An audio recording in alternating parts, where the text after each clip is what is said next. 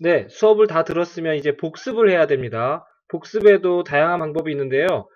제일 중요한 오늘 강의인 것 같아요. 동영상을 보면서 먼저 동영상에서 소개하고 있는 복습의 방법들을 이야기하고 말씀드리도록 하겠습니다. 그렇다면 어떻게 해야 자신이 모르는 것을 정확히 알 수 있을까요?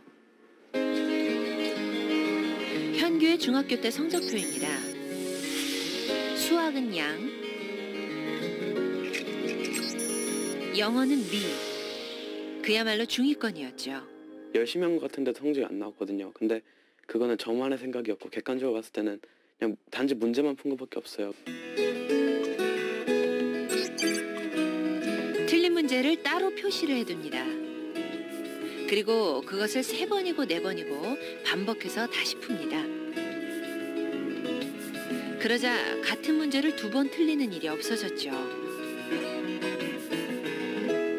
저도 당연히 틀린 게 나오면은 짜증나죠. 막 다시 하기 보기도 싫고 그렇지만 시험을 보고 또 잘하려면은 그거를 제 걸로 만들어서 그게 나왔을 때 안 틀려야 되거든요. 그래서 처음에는 좀 기분이 나빠도 받아들이고 설명 듣고 제 걸로 만들려고 계속 하죠.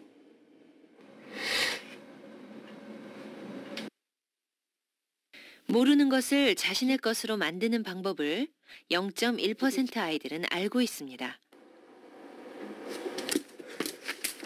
엄마, 들어와 봐. 혜우가 공부를 하다 말고 엄마를 부릅니다. 왜? 또 선생님 놀이 하게? 선생님 놀이라니 무슨 말일까요? 뭔데? 아테네 민주정치 할 거야.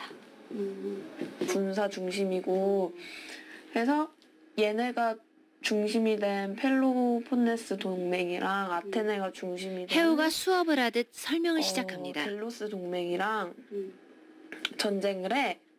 근데 거기서 아테네가 학생은 이겨. 단 한 명, 그러면서 얘가 엄마입니다. 여기서 맹주가 되는 거야, 이 동맹에. 얘가 했던 일 중에 가장 중요한 게 수당을 뭔가 주고 이해가 잘 안 되는 일하는 부분이 나오면 사람들한테 이렇게 한두 시간씩 그다음에 엄마에게 수업을 하곤 도백인 합니다. 평의에 만들고 그다음에 도편 추방제라고 해가지고 도자기 조각에다가 이름을 적어. 그래서 와서 이렇게 앉아 있으면은 이제 혼자 중얼중얼하면서 그게 아마 좀 도움이 되나 봐요. 네, 그래서 이제 가끔 부르면은 들어와서 이렇게 좀 벌을 쓰죠. 시험 볼 때 엄마랑 했던 그 얘기가 떠오르면서 이 칠판 떠오르는 그런 적도 몇 번 있고 해서 이렇게 공부 자주 해요.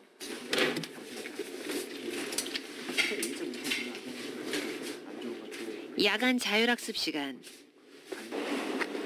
교탁 앞으로 한 친구가 나옵니다.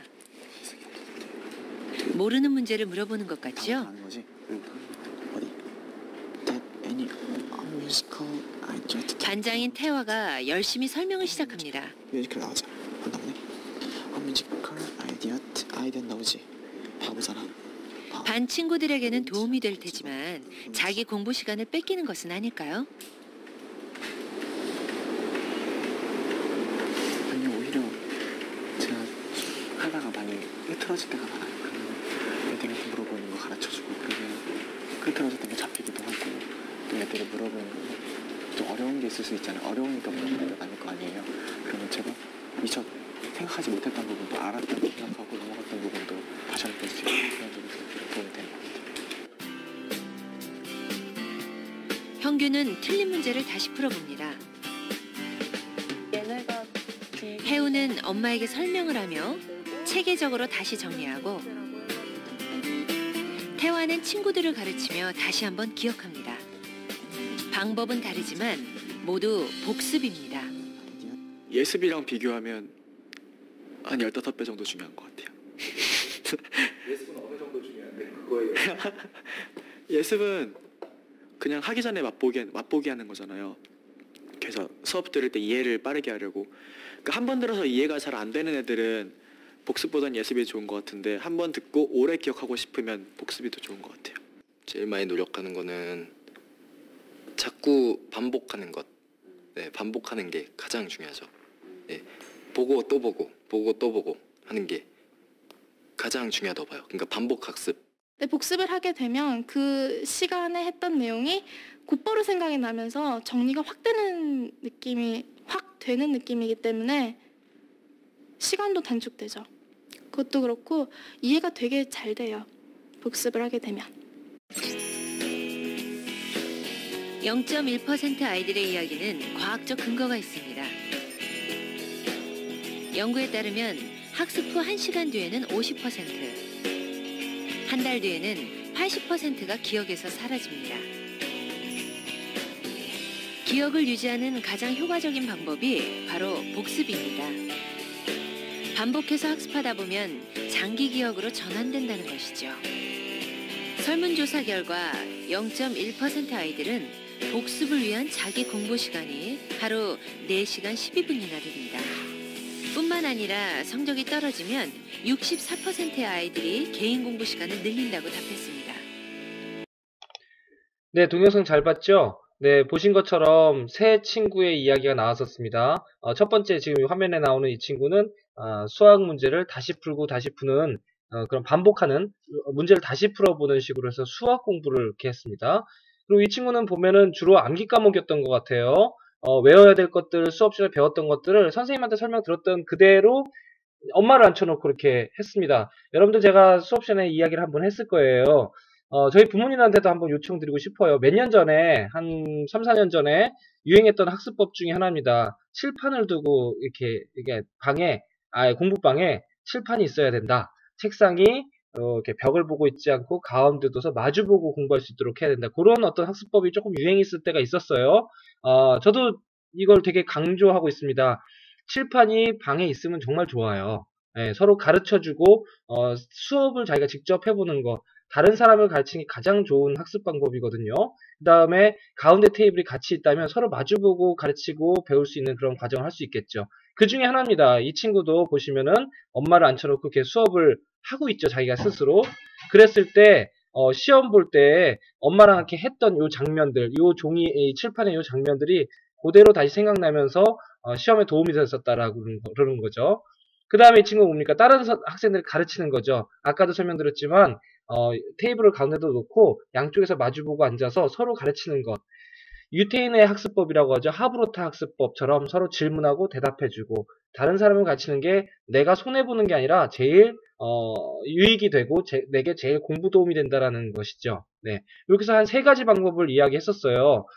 여러 공부가 잘하는 친구들의 이야기들은 보면은 이렇게 복습이 중요하다. 한 번 듣고 오래 기억하고 싶으면 복습이 중요하다. 그리고 반복하는 것이 중요하다. 네, 그리고 복습을 하게 되면 그 시간의 내용들이 다 기억이 나면서 시험 시간에 심지어는 그 복습의 장면들이 그대로 떠오르는 것이죠. 굉장히 중요한 겁니다. 복습, 반복하는 것. 그것밖에 사실은 답이 없는 것 같아요.